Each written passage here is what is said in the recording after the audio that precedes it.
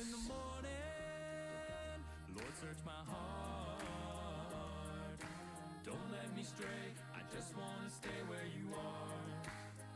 All I got is one shot, one try, one go around in this beautiful life. Nothing is wasted when everything's placed in your hands. Singing, oh Lord, keep me in the moment. Help me live with my eyes wide open, 'cause I don't wanna miss what you have for me. Singing, oh Lord, show me what matters. Throw away what I'm chasing after, 'cause I don't wanna miss what you have for me. Keep me in the moment. Oh, keep me in the moment. Keep me in the moment. I don't wanna miss what you have for me.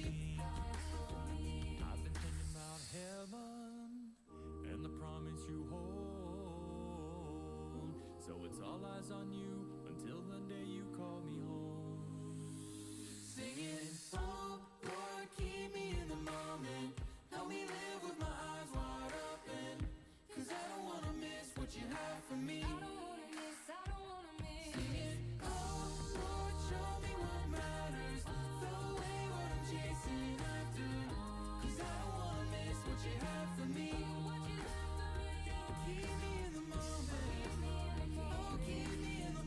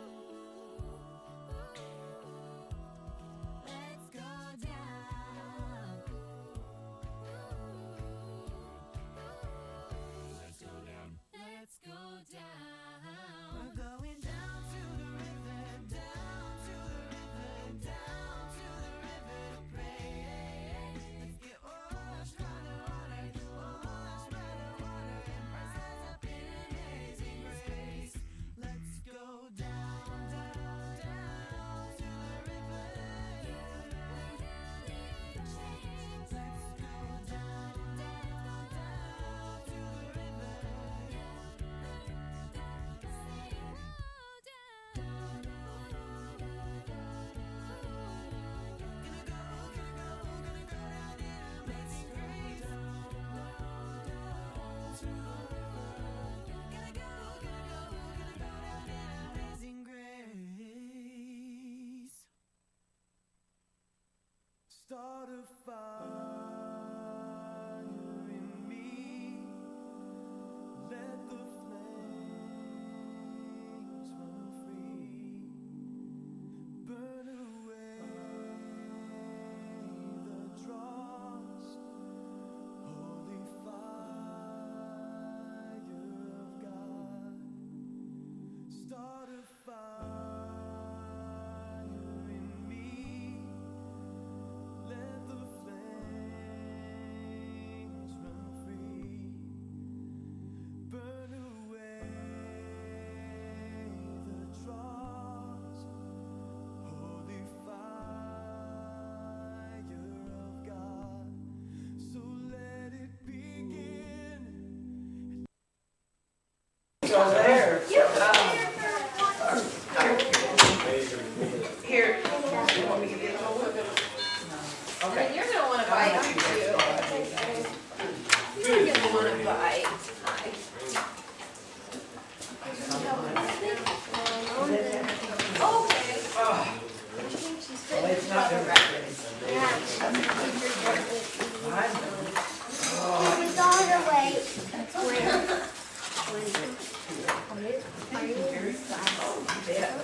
Yeah, that's good.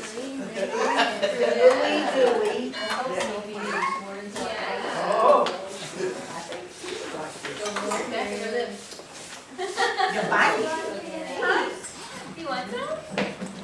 Oh, you got it, okay. It's pretty, okay. Look, bite. Good, good, yummy. Yeah, that's what it is. Glass of champagne. Looks a little funny, but it You works. want a bit of these or do you want? So who's supposed to be doing what today? So I think, Yeah. Okay, so. I told this was last week, so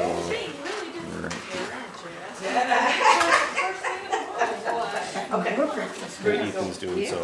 Ethan's doing songs, Tucker's on opening prayer, he's here, Dennis is on the TV, Okay. We might just want to let Dennis know because that's kind of the main one. you are union leader. This bulletin is wrong, so we're just trying to make sure. Yeah. We got to make stuff Yeah, last you week. got kind Yeah. of misconstrued last week, so you I'll probably hang out near today. it. Is that okay, Dennis? Yeah. Okay, I hate to pull communion on you, you know. That's really cheese cookies. All right.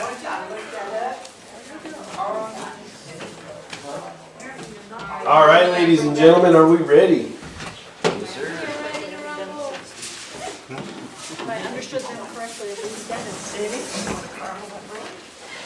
Yeah. I am ministry, I guess. This was so we Bill Folks and who? They just told me. I don't know what happened to your light over here, Terry. On Wednesday, it probably needs a ballast or some bolts. Here in a minute. Yeah, Good old It's me fluorescence, and always broken. one other we just had ours. He just told me, that kind of surprised me. So is somebody gonna be doing the live streaming still with Larry teaching? On Wednesdays, probably not. If Me and who, Bill Folks and who? That's okay, she's been in the it nursery a can lot. run itself, it's got a program to run itself, but Larry still has to make sure that it might. Dennis is This is turned on, right? That coffee is Sorry. making me sweat. I ain't even doing anything. All right, Jeremiah chapter 5. We're about halfway through the chapter this morning. We ended up with verse 13, so we'll be starting here in verse 14 in here in just a minute. But if you remember, the things that I've been trying to point out here in the past few weeks in Jeremiah is Jeremiah's heart for his people. You can really tell that he's in anguish over what God is telling him to teach and to proclaim, because this is his people, the people he loves, the nation of Israel. It's Judah, it's Jerusalem that he is called to proclaim to. And so his heart aches because God is saying, if you don't turn, you know, you might even be past the point of turning. You're coming for destruction, right? I don't know how to say that any differently. God's saying destruction is coming unless everything changes. And so God is proclaiming judgment upon them. He's saying that great devastation will come to them, right? They will be taken down like fire. And in the midst of all of this, Jeremiah is really heartbroken for his people. And another layer of, I think, the heartbreak that's probably behind the context, right, is when you see someone headed for destruction, you teach them how they can maybe correct at least some, and then they don't at all. That's even more heartbreaking, right? And so that's kind of, remember we've talked about how Jeremiah, this is a laborious book of his entire ministry, his entire prophecy for like 40 years, and they're still not listening. So that's even more heartbreaking if you look at it from the human side. Let's see what we talked about right last at the end of where we stopped last week. Well, basically we kind of got a lowdown on the people, right? God says, "How can I pardon you? You've committed adultery." We talked a little bit about verse 8. They were like well-fed, lusty stallions, each neighing after his neighbor's wife. And basically the two thoughts we had on that were, literally lusty, or the desire of taking whatever they want, basically. But God kind of gives the lowdown of who they are, and he says, "Shall I not punish them for these deeds, declares the Lord? And they've been treacherous to me, declares the Lord." We've got a couple, declares the Lord. So it seems like, as Jeremiah is communicating what God's communicating, God's pretty much decided what he has to do with these people. And again, that's heartbreaking for Jeremiah. Also, look at Dustin going, 2 full-size Bibles, rocking and rolling. That's awesome. All right, do you guys have any comments through verse 13 that you may have been thinking about over this past week? Thinking deeply about Jeremiah, that's kind of a different one. I wonder if we're as broken about our nation as Jeremiah was about his. I don't think we are, and I think that's kind of sad, isn't it? Can I say that? Is that too mean? Be a small percentage of it, but Yeah, maybe a small percent of us are heartbroken of the denial of God in America, like Jeremiah is heartbroken in Jerusalem. But honestly, I think it takes that to be a proud declarer of God's truth sometimes, right? So maybe we should be more heartbroken. Sometimes we're a little just conformist, aren't we? Shouldn't say that to Americans. That's a good way to get them riled up. Communists, we really go further. There you go. All right. Let's go ahead and start in verse 15 here. And in the rest of the chapter, I kind of had a hard time finding stopping spots because we're continuing the thought of what God is saying.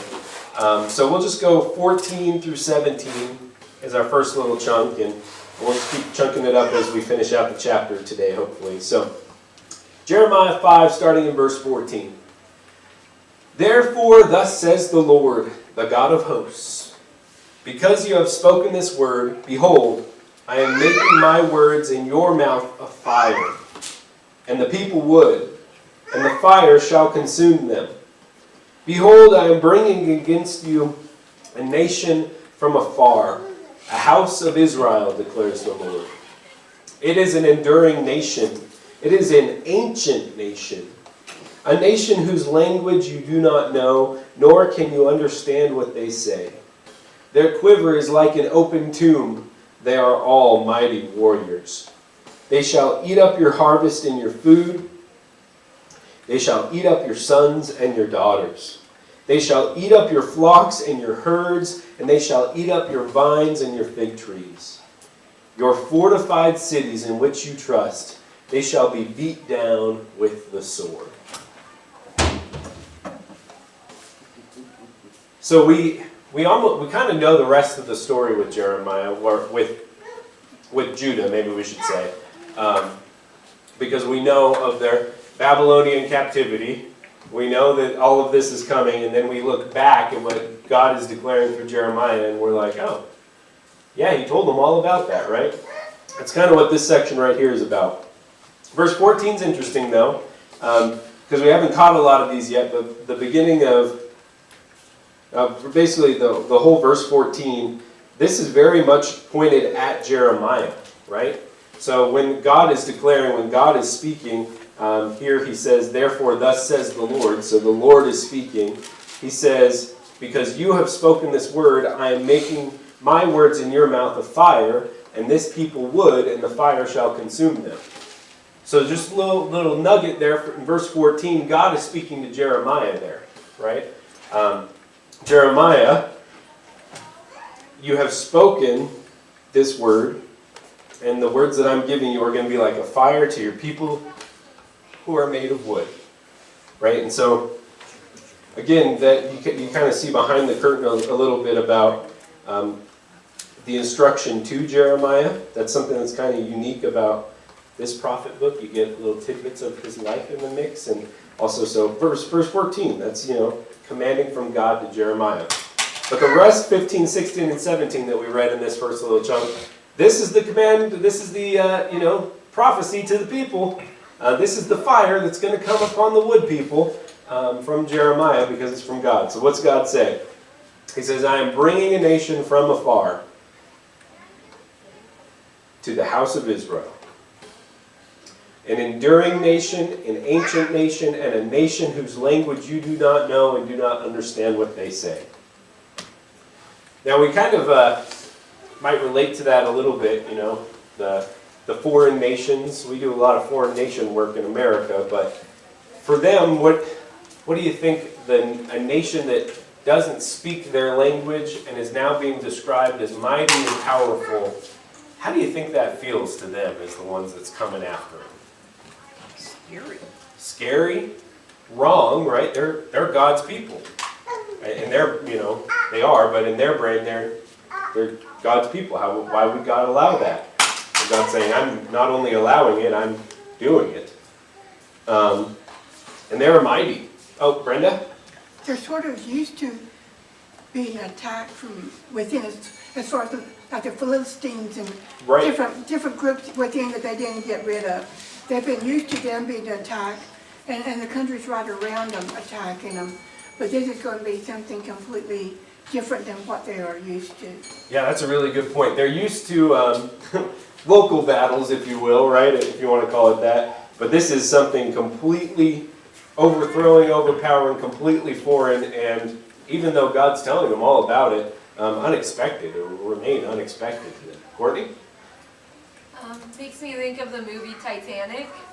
Okay. And how it's like that invincible mindset. Like we take pride in the walls we've built, or the strength, the self-preservation measures, we're unsinkable because of all the fortification we've done. Even as Americans, we have that at times, and probably other countries too, but we're the biggest, strongest powerhouse. But the reality is that if we put our faith in those things, there's icebergs that are bigger, there's other powers that are bigger and stronger, and the truth is it's all in God's control, and so the only thing we should fear is the Lord. And that's what would keep us safe and protected, and whereas our own measures will never, ever be enough. What about this? Let me take your analogy a little bit further. Do we sometimes think as the church that we are unsinkable? Remember, these people thought they were God's people. They knew that. It was on their heart. But when you stop following God and living in His righteousness, obviously declares the Lord that He is no longer going to let that continue, but He may destroy you. I think sometimes in the church we think, oh, well, we're the church, right? No destruction can come our way, but God can say, no, you've gotten off the track, you need to be destroyed. That's scary to us, right? Maybe even scarier than America, because if America gets destroyed, we've all got our food supplies in the basement, right? But if the church gets destroyed, it's heartbreaking because we know it's our fault. And I think that's I think that's where Jeremiah's heart's kind of at. I'm not sure if the people have gotten there, right? The city of Jerusalem around him, I don't think they've gotten there.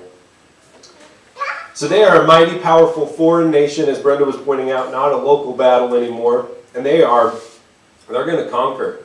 Verse 16, their quiver is like an open tomb, and they are almighty warriors. When I first read that, I was like, that's weird. What does that mean? But their quiver, if you know what a quiver is, it's what holds all your arrows. So basically, the quiver is like an open tomb. They are there to kill, right? It's like an open tomb. It's like, can't think of a saying that we say that's kind of like that. Basically, death is coming, right? No choice about it. I don't know if we have a saying that's kind of like that. And then they will not only just kill, they will destroy everything that you've done, right? Verse 17, they'll eat up your harvest of your food, so your accomplishments. They will eat up your sons and your daughters, maybe also your accomplishments, but your lineage, right? This will be a generational destruction. They will eat up your flocks and your herds. They eat up your vines and your fig trees. Basically, no stone's going to be left unturned by what God's going to bring. Your fortified cities in which you trust, they shall be beaten down with the sword. Again, kind of the Titanic idea, right? Of some of those cities, Jerusalem. It's the city. It's unstoppable, right? What does God just say to that? Your greatest cities will be beaten down with the sword. And again, this is all at the hand of God. This is His plan. Terry? You notice that phrase, in which you trust. In which you trust. That's, it's not just that they're going to come in and destroy stuff. They're going to destroy the stuff that you're leaning on instead of God. Can I keep making this about the church in America, right? We can see that a little easier maybe with our country, right? What do we trust in? It's not always the right things. It's not always what the money says in God. That's for sure, right? But in the church, sometimes we trust in our security, our gatherings, our fellowship, our building, our preacher, whatever, you can fill in the blank. Humans will make missteps no matter what direction you let them. So maybe we need to double check not only who we fear, but where our trust lives. That's a good application. Any other comments through verse 17, Dennis? Yeah, they'll do all these things with the sword. We need to learn that sometimes God uses a phrase just like we do, meaning, this means with the military might. And I don't think they're going to beat them city walls apart with their nice, sharp swords. Right. They got hammers, they got horses and mules, they got levers. But the sword just simply means with their military might. Right. And so a word can be small and tight and represent a whole field of thought. Yes, and we need to watch for that in doctrinal things too. And we actually understand that even on this topic, right?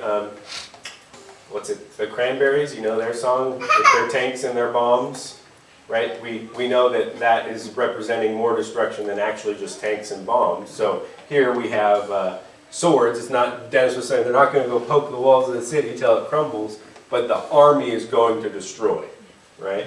And that's the analogy. And then the application is, you wrapped up with it there, right? With God's people, you can say God's people today with the church.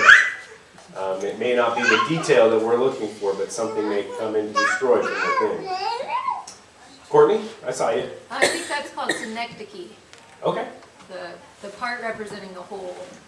Say that word again. Synecdoche. Yeah, synecdoche. Yeah. It's not a town up in New York. It's Syracuse. See, this is why you get somebody to be your partner and your best friend that's smarter than you. You just drop words that you can never say anyway. So. All right. Anything else through 17 there, you guys? All right, let's go 18 through 23.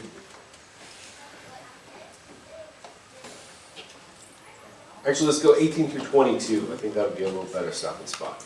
There you go, Brenda. It got shorter. Okay. All right, verse 18. But even in those days, declares the Lord, I will not make a full end of you. just to pause here. Is this the third or fourth time God's made sure that promise has been communicated, right? I will not end you. I'll make you suffer, but I will not end you. Verse 19. And when your people say, why has the Lord our God done all of these things to us? You shall say to them, as you have forsaken me and served foreign gods in your land, so shall you serve foreigners in a land that is not yours. Declare this to the house of Jacob. Proclaim it in Judah. Hear this, O foolish and senseless people, who have eyes but see not, who have ears but hear not. Do you not fear me, declares the Lord? Do you not tremble before me? I place the sand as the boundary for the sea, a perpetual barrier that it cannot pass. Though the waves toss, they cannot prevail. Though they roar, they cannot pass over it. Again, like I said, verse 18, this is just the one thing that's been popping out to me a lot. God's talking about immense destruction. He talked about them dying, their children dying, their vineyards being destroyed, their cities being destroyed, their livestock being destroyed. And in the midst of all of that, he also says, well, you won't be completely destroyed. I will not put an end to you. And so there will be, from my perspective, there will be, and we've seen this from history, a remnant of the bloodline, right? Not everybody's going to die. In fact, God just said they will have to serve in a foreign country. They'll have to be slaves. And so that is God making right on that promise and the fact that he will not end them. It'll be icky, but it will not be over. And verse 19, God speaks into, the human answer, right? The human people are going to be like, why has the Lord done all these things to us? It's interesting that God already knows that after the fact, humans will recognize that God was the one that's doing it, right? Have you ever observed that? Humans never recognize what God's doing until he did something and now it's trouble for us. Right? We never see it on the front end. Well, we can. We should. But oftentimes humans fall into the trap of God's not doing anything until he does something that hurts. And God, why'd you do this? Right? He already sees that they're going to say that. So why has our Lord God done all these things to us? And Jeremiah's command is to say to them, as you have forsaken me and served foreign gods in your land, so shall you serve foreigners in a land that is not yours. We've kind of picked up on what the biggest problem for them is, but God kind of hits it on the head right here. The foreign gods in your own land. Right? They're worshiping false gods. I think it was Brenda a couple weeks ago that was talking about, I think you basically said this exactly, that they are bringing in those neighboring gods and worshiping them instead of worshiping the one true God for generations now.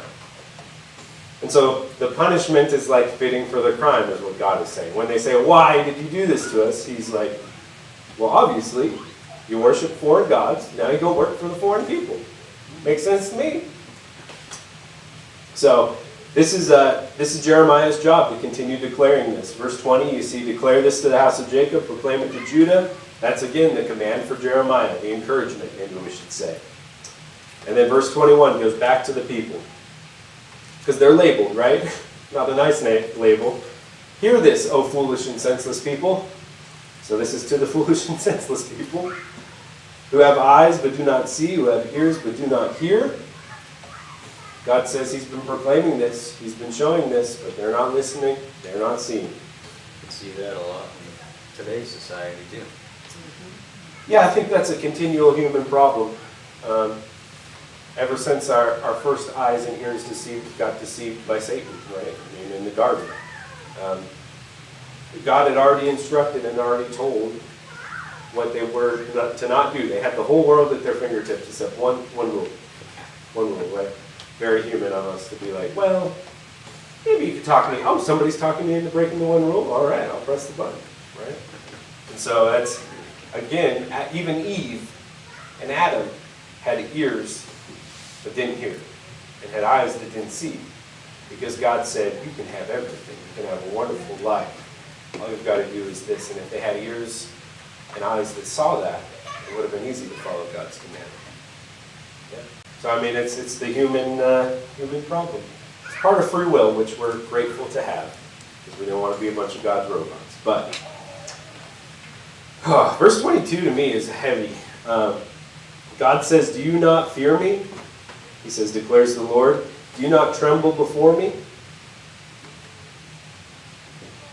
When somebody is talking about the punishment that they can give you, and there's not a good analogy, because God is so much more than anything we could analogy-wise, right? But let's say you got a rough and tough dad, and you know he can beat you senseless. Or in my family it was, I brought you into this world, I can take you out, right? And then he follows that up with, "Oh, you don't fear me? Whoa. You don't think I can bring you destruction?" What's God say here? "You don't tremble before me?" That is concerning when the one that can end and begin and destroy says, "Oh, you don't fear me." That's how my brain is like, whoa, what was that, Terry? You will. You will, right. It's like, it's not only a threat now, it's like, well, That's a promise. yeah, there you go, it's a promise. It's very much pointing out the fact that, wow, you've got this backwards. And then there's so that's a mean, bold proclamation from God. And then I like the rest of verse 22 too, because he displays in a gentle way, I'm going to go back and forth here, in a gentle way of why people should fear him. He uses the analogy of the sea, right, which is pretty gentle. But if you think about it too long, it's also intense. So he says, "I place the sound as the boundary for the sea, a perpetual barrier that it cannot pass. Through the waves they toss, they cannot prevail. Though they roar, they cannot pass over it." Okay. What's God saying? In a small sliver, he's saying, "I'm the creator of everything." Yeah. Well, he's saying this, even the sea without any sense stays in its boundaries I made. I made, right? That's the important part. I like that, Dennis. Even the sea without any sense stays in the boundaries that I made. Oh yeah, God, the creator of everything, is declaring this.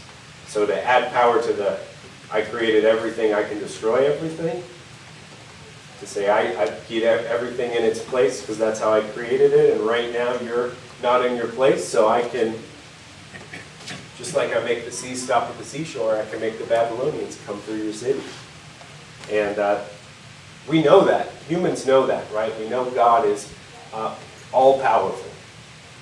But sometimes we kind of deny that with how we live and how we think. Like, oh, we're fine, God's not all-powerful. He won't use, we'll just, whatever. We never recognize that God can use it, right? So, I think that's a good little analogy in verse 22. Any comments through 22 there? Jeremiah chapter 5, by the way. You can. Sorry, I was talking and I was like, hey, I should probably let you know.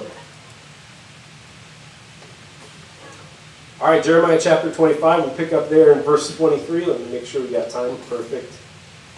Jeremiah 5:23 through 28. All right. But this people has a stubborn heart, or has a stubborn and rebellious heart. They have turned aside and gone away.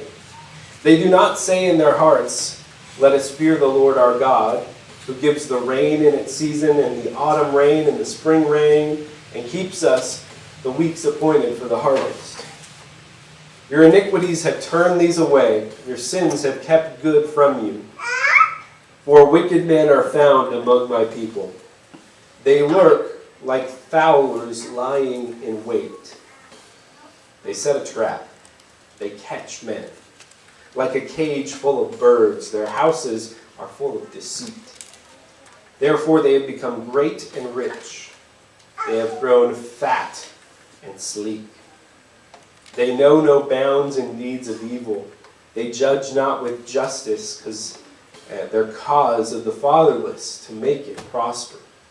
And they do not defend the rights of the needy.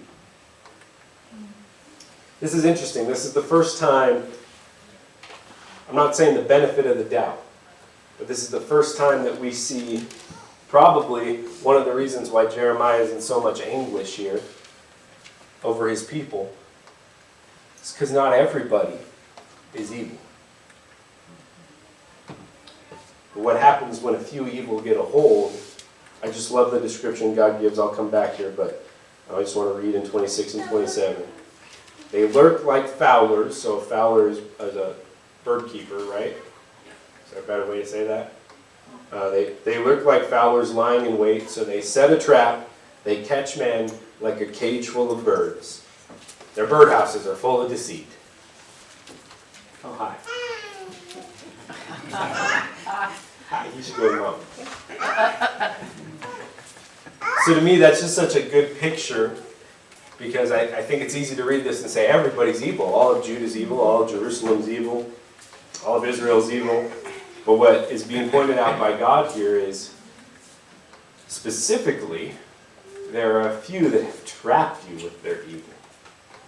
They've captured you like birds in a cage. And because of that, they've become great and rich and fat and sleek and mighty and powerful in your land. But they're the evil ones, right? And so I think that's a very good warning for us to heed as generations past. It's not usually all or nothing, is it? There's usually evil in a few that will capture everybody and destroy everybody. Sorry? It's also a warning to remind us that the easy way isn't always the best way. The reason that you catch an animal in a trap is you bait it with food, and it's easy food. I don't have to go out and hunt this and trap it. It's just sitting right there. And I know that's not the way it usually happens in the wild, but it's sitting right there. I could wander into this funny metal thing and they smell the cage. They know that's not natural, but the food is sitting right there and it's easy. And we fall into that same trap of, the easy way. It's not God's way, but it's the easy way. In fact, this is a weird fact that I heard this week and it fits into your thing. So I didn't know this, but I was listening to a thing about people who own like exotic snakes, like anacondas and pythons, like things I would never even walk in the room with, and they were saying that in order to keep them friendly and docile, you feed them already killed animals, because then they start to lose that hunting instinct because it's easy, right? So then they become friendly and easy because they don't have to kill people for food anymore. They just get food. They just get dead rabbits given to them. And that made a lot of sense to me, but I'd never thought about that before. And the other side of that is the danger if you still give them live, is they will always be still vicious creatures that God made them to be, right? And so this example this is what the people have turned into, right? The easy treat to follow the false gods, follow the evil men. Now you're complacent and trapped. Yeah. I kind of jumped ahead, but I just think that's really good. So that's basically verses 26 through 28. That's kind of that section that we're just talking about. Again, 24, where we started this section, God is reminding them how He's in charge of all of creation, right? He's the one that commands the rain. He's the one that commands the rain and the seasons. He's the one that gives you the weeks of harvest. Right? Without Him, again reminding, just like the sea example, He sets the boundaries, He sets the barriers, and He is creator and control of everything. And you think you're man enough, to use that term, man enough to go against the one who controls and creates everything? Again, we don't even realize it, right? And so verses 25 and 26 talks about their iniquities, their sins, right? Your iniquities have turned these away, your sins have kept good from you. For wicked men are found among the people. And then we go back into what we were just talking about. They're like fowlers, or cages, full of deceit. And so the main thing I wanted to point out in this section is it's a lot like what Jesus teaches about a wolf among sheep, right? I mean, Jesus teaches that in multiple different ways throughout his ministry. and we hear it, and we believe it, and we know what Jesus says is true, but sometimes we forget that there's probably wolves among sheep we got to watch out for. And the same example here, right, of the fowler in the cage. It's not everybody. Not everybody is given into denying God, but they've been complacent. And if you're complacent with a wolf in the sheep pack, it's not going to end well for you and the rest of the sheep. And so I think that's a pretty easy parallel from Jesus to Jeremiah, or from God to God, I guess you could say, right? All right, any other comments through 28? And we get to see a little picture of what even the slick and rich and fat men, the fowlers, if you want to call them that, they're evil, but some of their evil is they cause the fatherless and they make it prosper. They do not defend the rights of the needy. Again, something that God teaches throughout all of the Bible, including Jesus in the New Testament, is the taking care of the needy and defending the defenseless. They do the opposite, right? They don't defend the defenseless, and they don't take care of the needy. Very opposite of what God's intent is for mankind throughout the entire Bible. Terry? There's a poem that was written, I think, after the Nazi regime. Brenda might remember more of it, but it was about they came for the Jews and I wasn't a Jew, so I didn't do anything, and they came for the gypsies and I wasn't a gypsy, and it goes down like, and they came for me and there was nobody left, and to help me. And so that idea of, well, I don't have to do anything because they're not attacking me right now. They're obviously attacking the poor and the defenseless, but the rich aren't doing anything. We have that same responsibility to do something when we see it, even if it's not us being attacked. Yeah, absolutely. Yeah, that's a good point. I had a comment, but I was too busy listening and I forgot. That train jumped the track. Yeah, that's all right. Oh, Brenda, did you have something?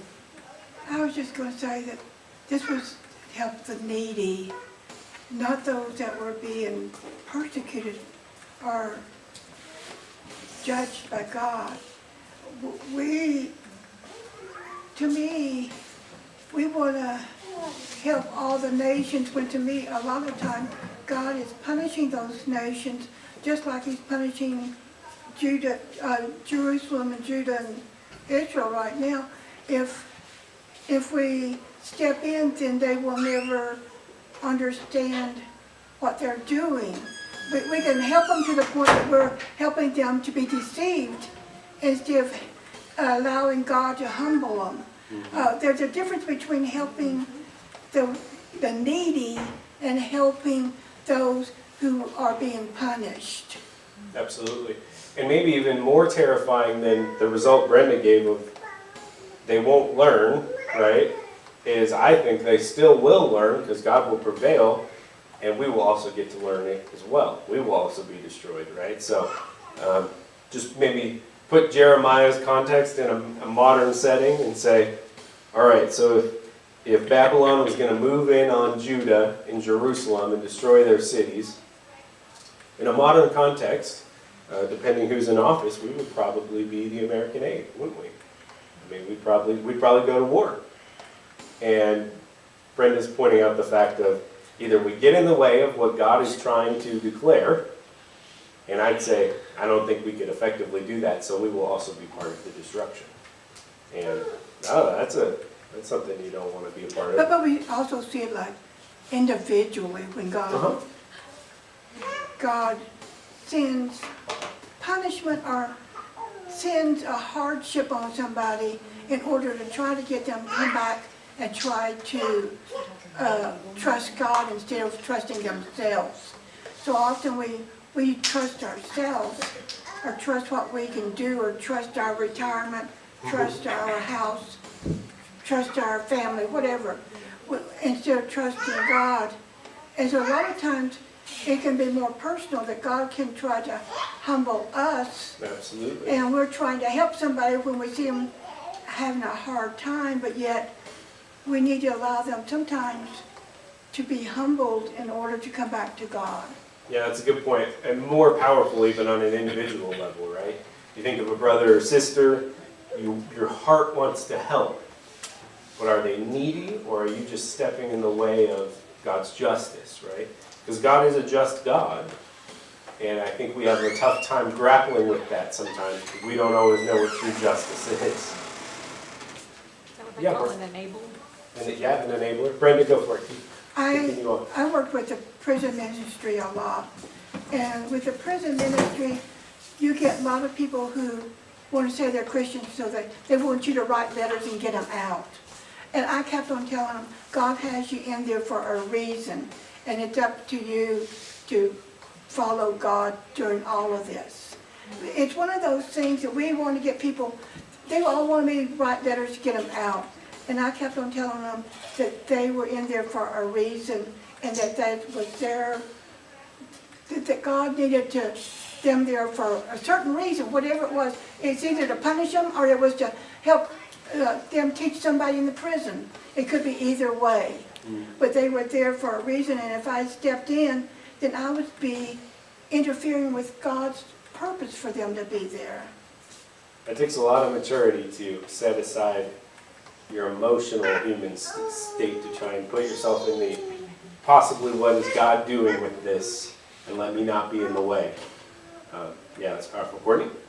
You were talking about justice, and it just really sticks with me. There's a quote that says, when you read about God's judgment in the Old Testament, there's two responses. One is, wow, God is really mean. And two is, wow, sin is really bad. That's good. All right, guys, I'm just gonna read these last three verses, and we can talk about them for a minute, but we're pretty much out of time. But we'll end on a chapter, so that'd be nice. So 29 through 31, just the last three. Shall I not punish them for these things, declares the Lord? And shall I not avenge myself on a nation such as this? An appalling and horrible thing has happened in the land. The prophets prophesy falsely. Their priests rule at their direction. My people love to have it so, but what will you do when the end comes? So we get a lot of things that God has already declared, right? Shall I not punish them? He's already asked that rhetorical question, right? Shall I not avenge myself? He's already said that. An appalling and horrible thing, the prophets are prophesying, the priests are following their direction against God. He's already touched on that. So he's basically saying, this is what will happen. But then the question, that's a good question to end the chapter on too, right? But what will you do when the end comes? It's kind of chilling. It is, it's very chilling. So you can think about that for the last half of 31 over the next week here. And maybe I'll prep Jordan and tell him that you're thinking, you're pondering that chilling question. All right, see you guys in a few minutes. Thank you for your time this morning. We are. Get your controls.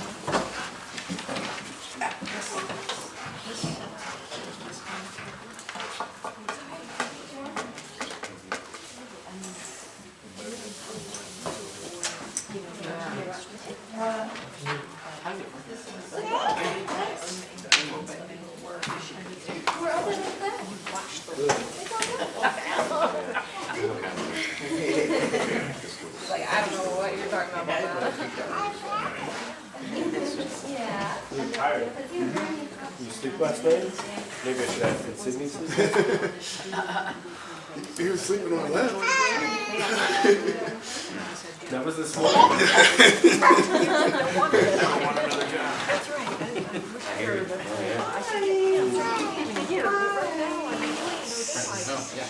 Sorry.